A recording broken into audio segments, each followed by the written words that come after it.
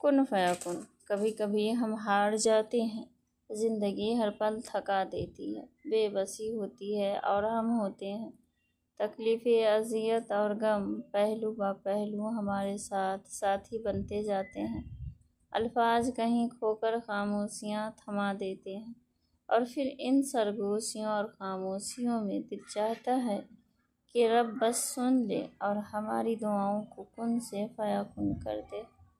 اللہ تمہیں تہجد تک لے آیا ہے، اس کا مطلب سمجھتے ہو؟ اللہ تمہاری چاہ کو تم سے ملوانے کی تیاری کر رہا ہے۔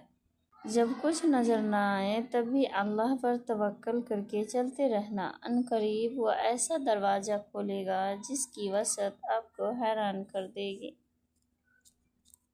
شدت سے دعا مانگ رہے ہو لیکن لگتا ہے کہ قبول نہیں ہو رہی ہے، تو یقین کرو قبول ہو چکی ہے۔ اللہ بس تمہیں بہترین وقت پر دینا چاہتا ہے۔ اللہ تعالیٰ فرماتا ہے کہ نہ تو تیرے رب نے تجھے چھوڑا ہے، نہ وہ بیزار ہو گیا ہے۔ اللہ ہی تمہارا پہلا سہارا تھا اور اللہ ہی تمہارا آخری سہارا ہے۔ تم کتنے ہی گنہگار کیوں نہ ہو، کتنے ہی نافرمان کیوں نہ ہو، جب بھی تم اسے پکارو گے وہ تمہیں جواب دے گا۔ تم پلٹ کر آنے میں دیر کرتے ہو مگر وہ دیر نہیں کرتا، وہ بس تھام لیتا ہے اور رحم فرما دیتا ہے۔ وہ وقت دور نہیں ہے جب تمہیں تمہارا رب اتنا دے گا کہ تم راضی ہو جاؤ گے۔ صبر سے اللہ کی رحمت کا انتظار کرو، بس جو چیز تمہارے لیے ہے وہ صرف تمہارے لیے ہی ہے۔ جو رب ایک ماہ صبر کرنے پر انعام میں عید کی خوشی سے نوازتا ہے، تو وہ تمہارا سالوں کیا گیا صبر رائے گا کیسے جانے دے سکتا ہے۔ اللہ بہترین دے گا۔ اللہ نے اگر دیر سے دیا ہے تو بھی بہترین ہی دے گا۔ اس کا فیصلہ تمہارے لیے سب سے بہترین ہے۔ خوش ہو جاؤ، اللہ تمہارے حالات بدلنے ہی والا ہے، بہت جلد تمہیں تمہاری خواہشوں سے نوازنے والا ہے۔ پریشان کیوں ہو؟ ابھی تو وہ وقت بھی آنا ہے جب اللہ نے تمہارے صبر کا صلہ تمہارے من پسند چیز کی صورت میں دینا ہے۔ بس تم اپنے پیارے اللہ پر یقین رکھو اور دعائیں مانگتے رہو، کیونکہ اسے اٹھے ہوئے ہاتھوں کی لاج رکھنا آتا ہے۔ اگر تہجد کے بعد سورہ یاسین پڑھ کر دعا مانگی جائے تو وہ دعا بھی انشاءاللہ تعالی قبول ہوگی، کیونکہ ایسے تین دل ملتے ہیں، رات کا دل، قرآن مجید کا دل اور انسان کا دل، اور بے شک تین دلوں کا ملنا قبولیت کا سبب بنتا ہے انشاءاللہ تعالی۔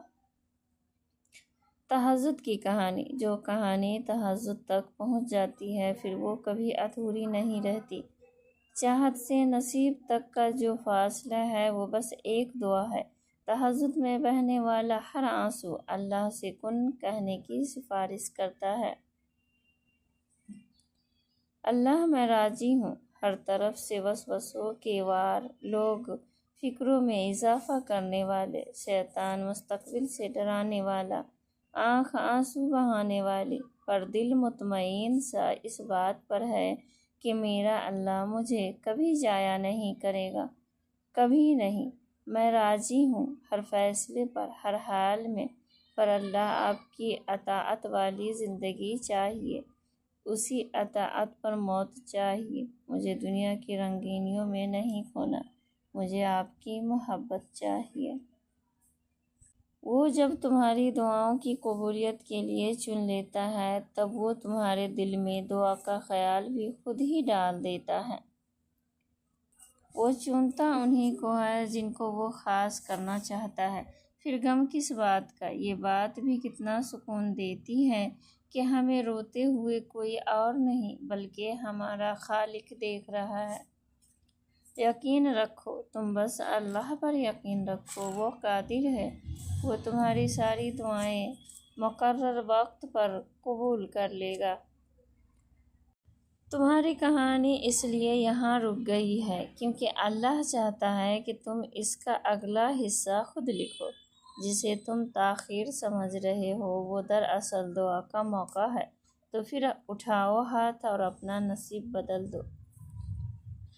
اگر چاہتے ہو تمہاری سب دعائیں قبول ہو جائے تو تہجد پڑھا کرو اور اللہ سے اپنے دل کی ہر بات کیا کرو، اس وقت اللہ ہمارے بہت قریب ہوتا ہے۔ قرآن پاک تو جگہ جگہ تسلی دے رہا ہے کہ نا امید نہ ہو، کمزور نہ پڑو اور یقین رکھو تمہارا رب تمہارے ساتھ ہے، دیکھنا وہ بہت جلد سب ٹھیک کر دے گا۔